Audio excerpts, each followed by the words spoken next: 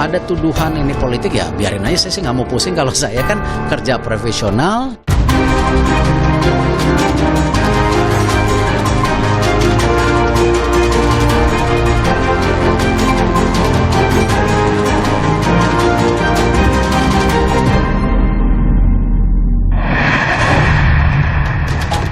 Pusat Pelaporan dan Transaksi Keuangan PPATK memblokir 256 rekening mencurigakan Panji Gumilang. Jelang perhelatan Piala Dunia U17, polemik dan isu politisasi renovasi Jakarta International Stadium atau JIS pun mencuat. Ex-Kepala Bea Cukai Makassar, Andi Pramono ditahan KPK sebagai tersangka penerima gratifikasi dan tindak pidana pencucian uang. Halo saudara, bagaimana kabar Anda? Semoga Anda selalu sehat. Selama 30 menit ke depan, kami menghadirkan informasi penting dan menarik lainnya. Bersama saya, Gracia Adur, inilah laporan khusus selengkapnya. Saudara, Pusat Pelaporan dan Transaksi Keuangan atau PPATK menemukan dan memblokir rekening mencurigakan atas nama Panji Gumilang. Polri pun membentuk tim khusus menelusuri dugaan pencucian uang atas transaksi mencurigakan dari rekening pimpinan Pondok Pesantren Al Zaitun itu.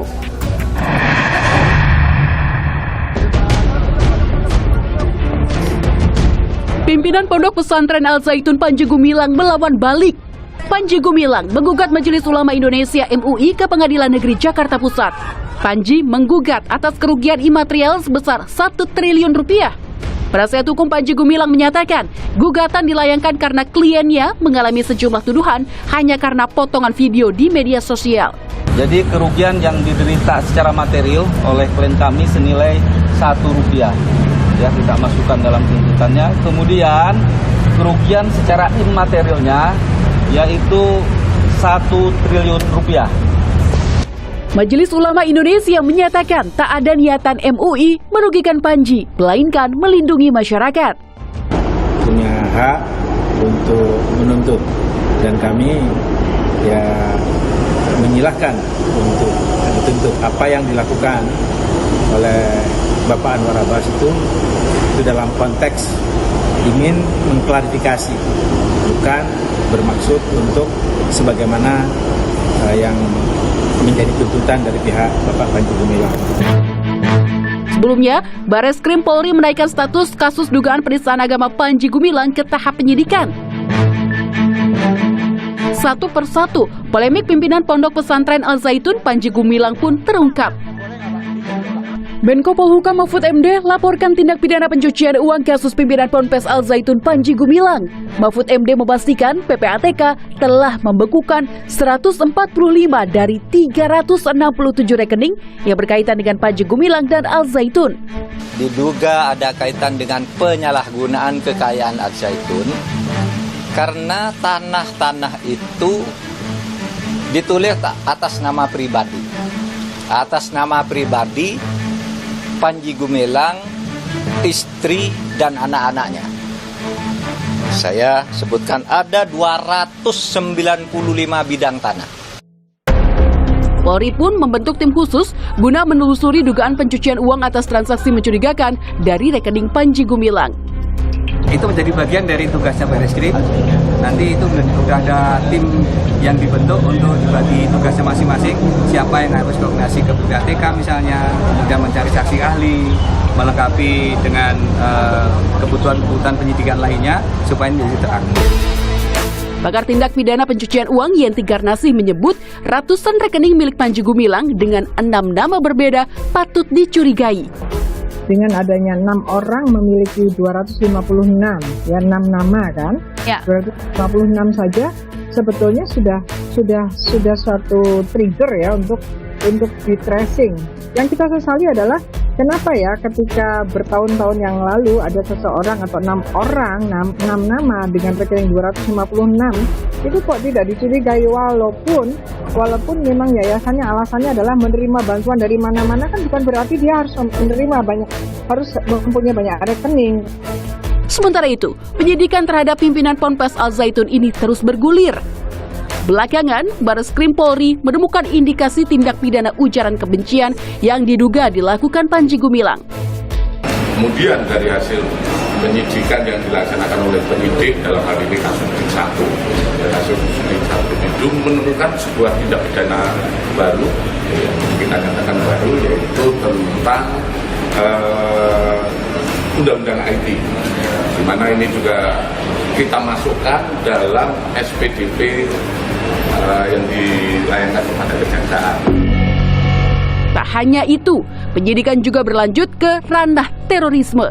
Menko Polhukam Mahfud MD menyebut Badan Nasional Penanggulangan Terorisme atau BNPT akan mendalami dugaan afiliasi Ponpes Al Zaitun dengan Negara Islam Indonesia (NII).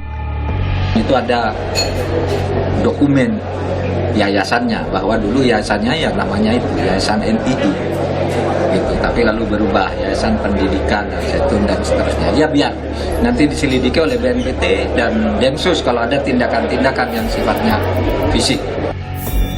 Namun, BNPT menyatakan Ponpes Al Zaitun tak dapat dijerat undang-undang terorisme. BNPT beralasan Negara Islam Indonesia atau NII tak masuk ke dalam daftar organisasi terorisme. Di sisi lain, pemerintah berupaya agar pengusutan tindak pidana terhadap Panji Gumilang tak memengaruhi kegiatan belajar di Ponpes Al Zaitun.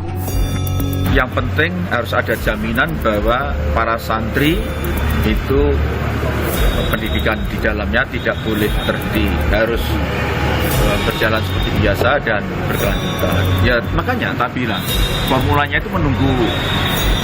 Memang sudah ada skenario tadi itu, tergantung nanti penindakan dari sisi hukumnya seperti apa.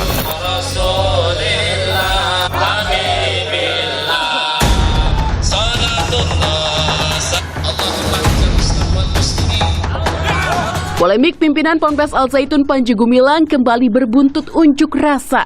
Pada Kamis pekan lalu, sejumlah pihak menuntut izin Ponpes Al Zaitun dicabut dan ditutup permanen. Aksi unjuk rasa berujung ricuh.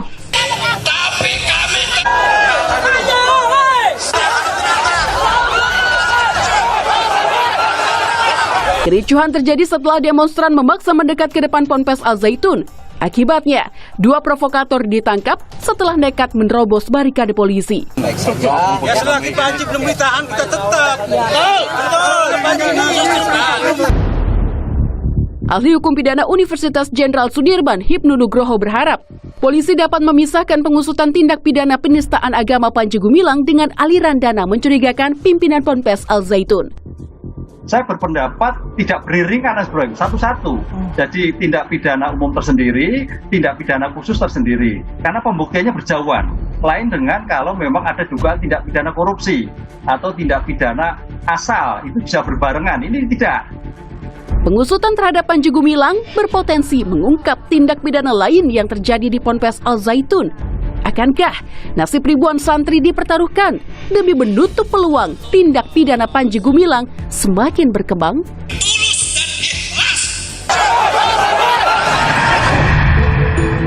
Saudara, jelang perhelatan Piala Dunia U17, polemik dan isu politisasi renovasi Stadion Jakarta International Stadium atau JIS sebagai arena pertandingan pun mencuat.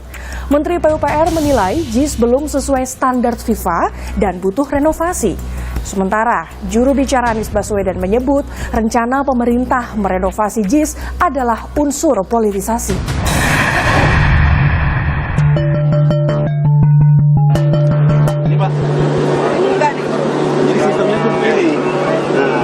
Akan tumbuh Pak, cuma gini, tapi memang benar dipasang. Betul, kalau ini sudah betul Pak, ini udah betul.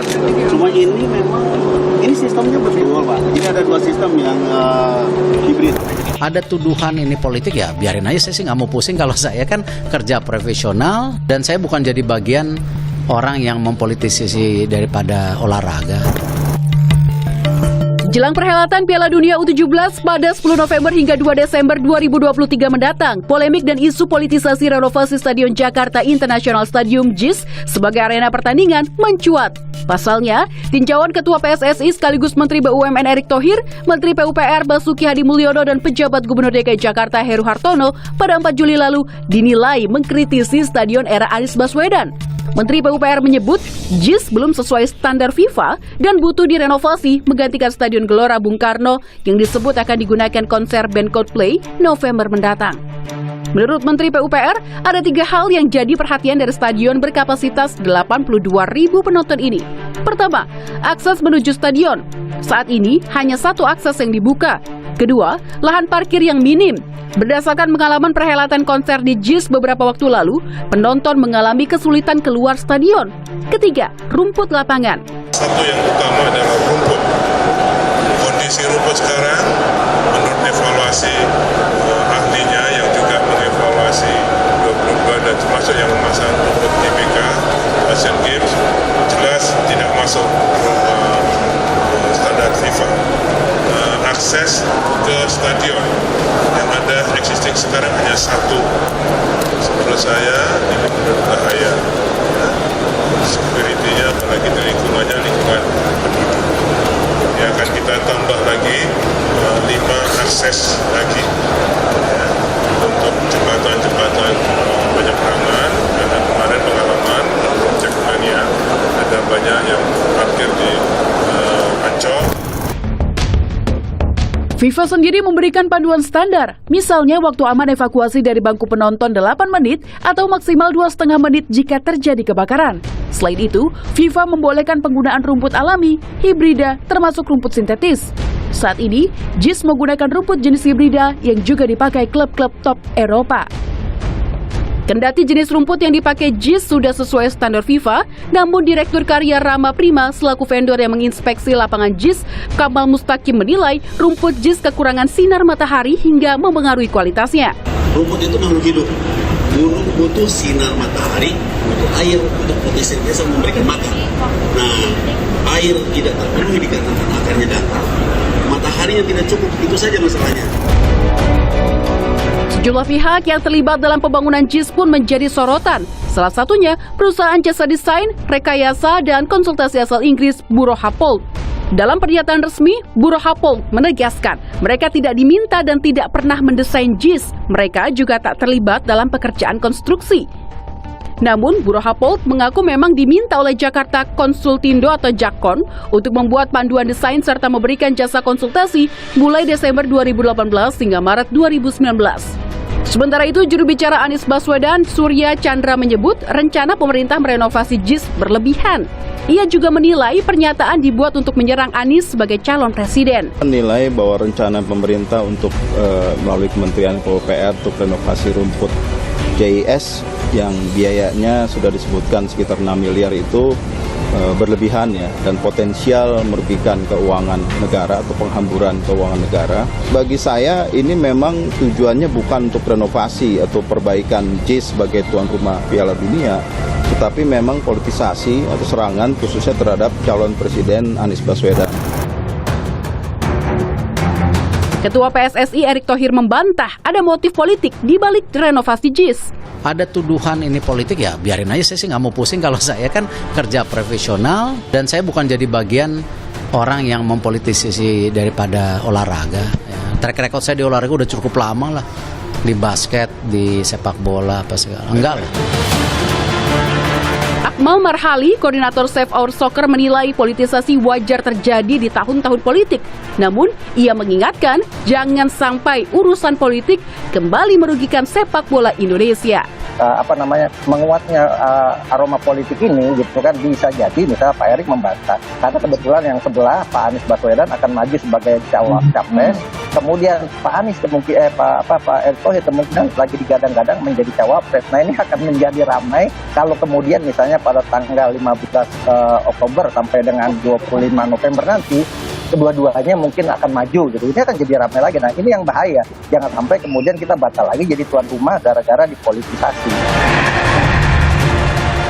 Hanya berselang 2 bulan setelah mengklarifikasi hartanya, ex-kepala Bea Cukai Makassar Adi Pramono ditahan KPK sebagai tersangka penerima gratifikasi dan tindak pidana pencucian uang. KPK mengungkap akal-akalan Andi Pramono menyembunyikan gratifikasi yang diterimanya dari pengusaha.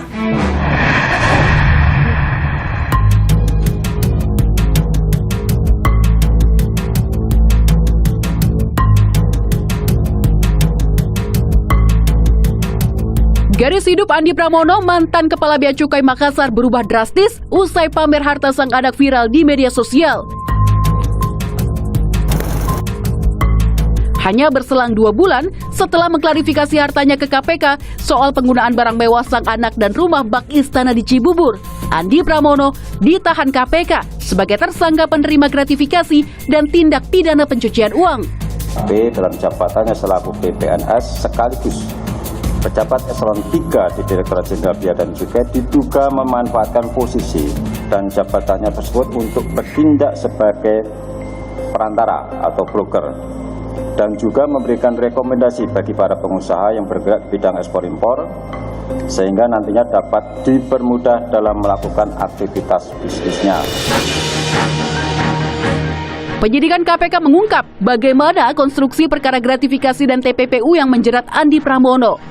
Andi Pramono disebut menyalahi aturan kepabeanan karena diduga jadi broker atau makelar yang memuluskan pebisnis ekspor impor barang logistik yang dikirim dari Singapura dan Malaysia menuju Vietnam, Thailand, Filipina, dan Kamboja. KPK menemukan Andi Pramono diduga menerima fee gratifikasi sebesar 28 miliar yang dipakai untuk keperluan pribadi dan keluarganya. KPK menyebut dalam kurun waktu 2021 hingga 2022, Andi membeli berlian senilai 652 juta rupiah, polis asuransi 1 miliar rupiah, dan membeli rumah di wilayah Pejaten, Jakarta Selatan sebesar 20 miliar rupiah. Padahal, harta kekayaan yang dilaporkan Andi Pramono di LHKPN KPK tidak sampai 20 miliar rupiah. Pada 2011, LHKPN Andi tercatat sebesar 1,8 miliar rupiah saat ia menjabat Kepala Seksi Penindakan Kantor Wilayah Dirjen Bea dan Cukai khusus Kepulauan Riau. Kenaikan signifikan harta yang dilaporkan Andi terjadi pada 2019. Saat itu, Andi Pramono melaporkan hartanya naik menjadi 11,9 miliar rupiah dari tahun sebelumnya 7,3 miliar rupiah. Sedangkan pada 2022, kekayaan Andi Pramono yang dilaporkan mencapai 14,8 miliar rupiah. KPK juga mengungkap akal-akalan Andi Pramono menyembunyikan gratifikasi yang diterimanya dari pengusaha. Andi bahkan diduga memanfaatkan rekening mertuanya untuk menampung uang gratifikasi.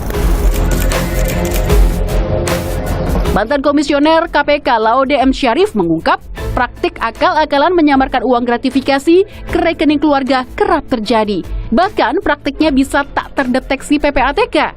Kalau ingat kasusnya Emir Sattar, Direktur Garuda, waktu itu ketika kita cari tak ada bekasnya sama sekali, nggak ada jejaknya di Kementri di PPATK, teman-teman dari Singapura juga nggak dapat. Tapi suatu waktu dari perusahaan tertentu ada mengirim ke mertua beliau. Jadi dari situ kita bisa tahu. Jadi hanya satu transfer yang gitu yang menjadi petunjuk untuk kita telusuri. Jadi saya pikir memang sulit, nggak gampang. KPK pun menjawab pertanyaan publik terkait 2 pejabat Kementerian Keuangan yang diproses setelah viral di media sosial, Andi Pramono dan sebelumnya Rafael Aluntri Sambodo. Komisioner KPK menyebut pengawasan internal di Ditjen Pajak dan Ditjen Bea dan Cukai lemah. Ada kelemahan dalam sistem pengawasan internal ya di kedua institusi tersebut, dalam hal ini adalah pajak atau bea cukai.